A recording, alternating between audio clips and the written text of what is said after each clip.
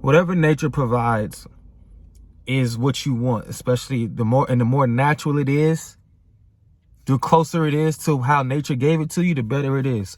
For example, to eat an apple, all you have to do is take it off the tree, you eat it. Berries, you just pluck them off, you eat them. The more we get into having to process and cook things, the less, beneficial, the less good it is for us. Doesn't necessarily make it all the way bad, but it's just like the less of that you should eat, right? So fruit, boom, we could just have that. Nuts and seeds, boom, we could just have that. Sometimes we prefer them roasted, but it's actually better to have it raw. But then when we get into certain vegetables like potatoes and beans, even though there are those who eat the raw potatoes and it will be better for you that way, it will be more nutritious for you that way, but usually we're going to cook them, right? So it doesn't make it 100% evil, but it does make it a little less good for you than your fruits, nuts, and seeds. So it's just to say that, maybe you don't want to make, beans or potatoes or different certain grains, 90% of your diet. You can include them in there. You'll live a great life. You'll live and be healthy and have good weight management and all of that, right? My favorite grain is oats. And also, I don't cook my oats. I like to eat my oats with fruits and certain nuts and seeds sometimes, and even with the nut milk. Pause. Okay? Your cheeses and your meats, which is always processed to a degree. Of course, some cheese is much more processed than others, right? But it's still a process that it has to go through. And cheese is just concentrated milk. And a lot of people, they'd be like, yo, I'm done drinking the milk. I'm done drinking cow's milk. I only eat almond milk, but they still eat cheese and they eat pizza. Like, yo, you're better off giving up the cheese and drinking the dairy milk if you're gonna play the game like that. And then even with like your almond milks and your oat milks and all of that, the store-bought shit, I mean, that's cool, but you're better off making it yourself. But you don't have to make it, period. It's not like milk has to be a part of your diet, whether we're talking about walnut milk or whether we're talking about cow's milk or almond milk. We don't have to, or oat milk. You don't need milk. And technically, the almond milk and all that is juice. Technically not milk. The only milk we ever needed was the milk from my mother. We don't need milk of any kind. Now, if you still want to have it, I still deal with it myself from time to time, but I don't think that it's a necessary part of your diet, because it's not. Okay? What other food groups we got? Fruits, vegetables, nuts, seeds, beans, legumes, grains, algae. People don't even think of this as a food group, right? And it's not tasty, and it's not nothing you should have a whole bunch of, but it is something I believe that we should have every day, perhaps every other day. We talking about spirulina, we talking about chlorella, especially a good source of vitamin B12 for those, especially for those of us who don't consume animal products. Chlorella is a vegan source of vitamin B12. But they tell us there's no vegan sources of this. Sea moss, of course. When we get into these algae, these are really like the superfoods, right? And we want to eat more fruit than anything. Fruit, nuts, seeds, those are the best food groups, even more than your vegetables. And then even when we get to the vegetables, the dark leafy greens are the best of the vegetables, right? And we're actually better off making smoothies and juices out of those. I would say smoothies. I say leave all the fiber in there. So to even have enough. Potatoes, red potatoes, gold potatoes, purple potatoes, all good. Much better than the white potatoes. Super nutritious. But like I said, you do have to cook it and all of that. But you'll be fine. I don't want y'all to worry and say, oh no, potatoes is bad. No, what's bad is them hot Cheetos you be eating. It's worry about getting rid of those things first. But anything that nature provides, anything that you can go out and pick from planet Earth, you already got a great starting point. And then once we want to start limiting or even avoiding those type of foods, at this point we're getting fancy and it's not really necessary. So many of you who out there who may have health issues and may be overweight, and then you'll hear some doctor say, yo, fruit's bad for you because sugar. First of all, that's bullshit anyway. But Or let me think of another example. They may say like potatoes is bad because of the starch, and then at this point you're demonizing potatoes. So now you have removed a plant food out of your diet, but you haven't 100% removed the ice cream and the chips out of your diet and the cookies, but you want to go hard with going against the potatoes because of the starch. Yo, you're better off eating the starch from the potatoes than you are from eating the ice cream and the chips. You could actually, literally, you could actually heal in majority of cases in America, that is, with the things that plague us with diabetes and blood pressure and high cholesterol. You will be better off. You can actually heal eating all them starchy potatoes as opposed to the other junk foods that you haven't given up. And it makes me mad when I hear doctors talking about the fruit with the sugar and all that bullshit, right? We have doctors telling us how fruit is bad and they got all the sugar and they give you diabetes, but then they'll turn around and say 1 to 2 glasses of wine a day is actually healthy for you. And that's bullshit. Like, what is we talking about? Just think about this. How is fruit going to be bad for you, but a glass or 2 of wine is good for you? And wine ain't nothing but some old ass juiced fruit. Grapes, to be particular. You're scared of the grapes, but you'll drink the wine. Think about how this makes sense. It doesn't. I really can't believe it's a substantial amount of people out here who is afraid of fruit, and they're going to sit here and tell me that wine is good for you. It'd be one thing if they were saying it's kind of harmless, but no, it doesn't have a net positive effect. All alcohol has class 1 carcinogen in it, which means it contributes to cancer.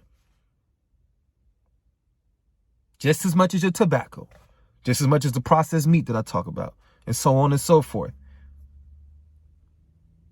Now, if we want to say out of all of the alcohols, red wine is the least damaging, then fine. And you can afford up to a glass or 2, and at that point, any negative effects is negligible, then fine. But we can't have people out here believing red wine is healthy and good for you if fruit like apples and berries is bad for you. And then some of y'all even bang on something else, like cashews is fattening. No, yo, y'all can check my before and afters on my Instagram and YouTube and all of that. You know how I always talk about how I lost how I lost the 60 pounds in 60 days. You know what I ate for dinner 70% of the time is just cashews. How fattening is it if that's what I'm eating? Damn near every day. And I still eat nuts and seeds to this day. It's not that's making you fat. It's the bullshit you eating that's making shit that you already know is bullshit. We all already know before these different doctors and influencers and all these other motherfuckers, before they start trying to sell whatever the fuck they selling, before we get misguided by that, we already know what's good for us and what's bad for us. Then we let them lead us astray. Oh man, carbs is in the potatoes and the fruit. We got to cut that out. I got to eat a bunch of steak. No, you weren't thinking like that before. Now you want to eat an omelet full of cheese and bacon and steak pieces on some keto bullshit, raising your cholesterol. Man, y'all, come on. We got to just use common sense. If it didn't come from nature, then it's bullshit. I elect to have zero meat. Well, I'm going to say zero, but 99.9% no meat. Maybe every other year you'll catch me eating some salmon or some cod. I think it's been about almost 2 years now.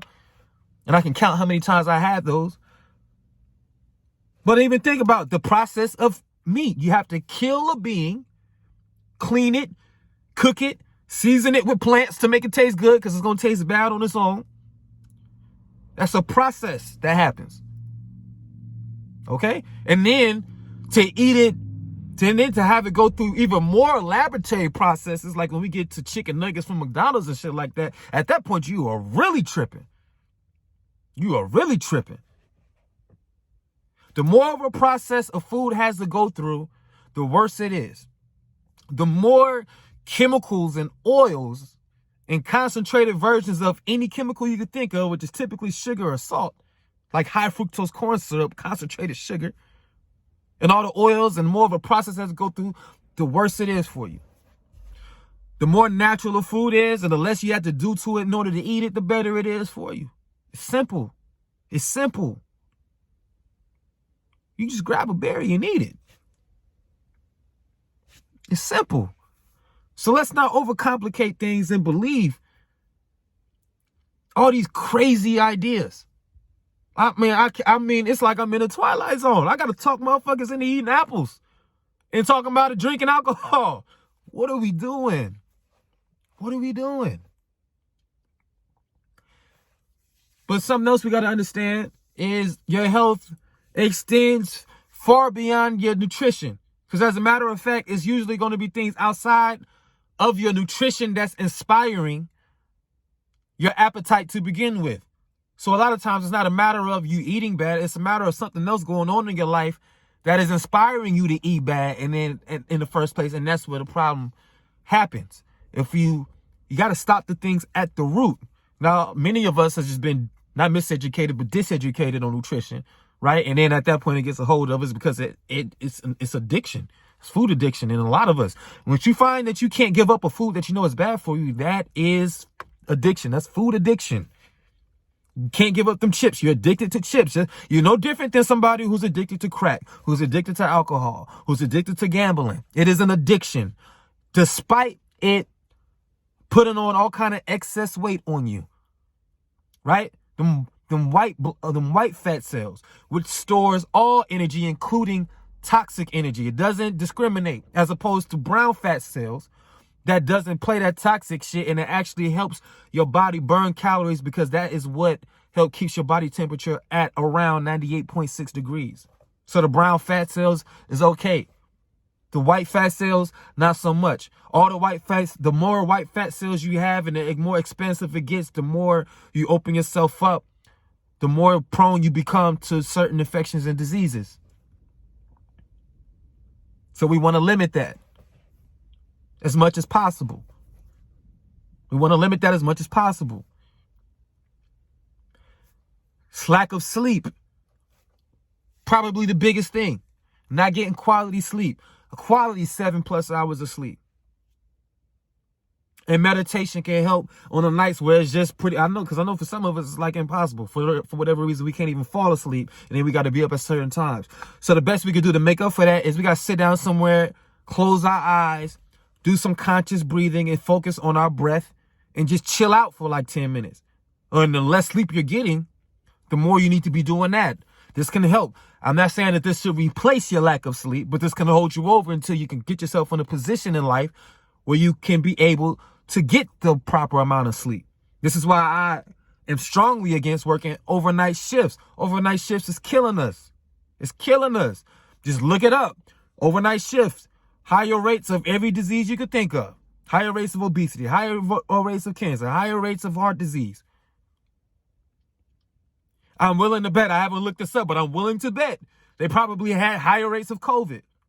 If you're not getting proper sleep. And that's another thing why the whole campaign of the you know what was like, yo, y'all tripping. Because without proper sleep, that you know what isn't even effective. You know that thing that they keep saying is safe and effective?